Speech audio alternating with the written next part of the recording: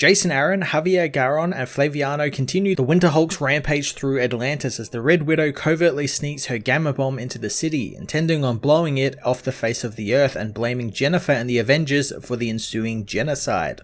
Jason Aaron reveals some really big pieces for his World War She-Hulk storyline here in the penultimate part 4, continuing to deliver some really great large-scale action set pieces while also revealing this whole Winter Hulk idea was actually an undercover mission from Jennifer, who has been trying to sort out the problems she's been having with herself by being the Monster Hulk we've seen throughout this Jason Aaron run, and she's been trying to sort through that as well as trying to prove herself that she cannot be broken by the Red Widow. It's also a very interesting way to take Jennifer and Namor's current working relationship after their big battle in the Phoenix tournament, which decimated Moscow, and why Russia is attacking Atlantis and trying to blame Jennifer for it. So I'm looking forward to them eventually meeting each other again in the next issue probably, just to sort out all of their differences, as well as finally see if Atlantis did indeed get destroyed by the bomb at the end of this issue or not. Javier Garron and Flaviano continue to deliver some just fantastic looking, colourful action set pieces, making the big fights seem very chaotic and disorientating. Even more so here since they are all set underwater, so you can kind of see every hit land thanks to like bubbles and waves, and adds some weight behind them all, which is really cool. The Avengers issue 49 was an interesting penultimate issue to World War She-Hulk, revealing a neat twist to the story that sets She-Hulk up for a great ending to her time in the Avengers. I'm going to give this issue an 8 out of 10.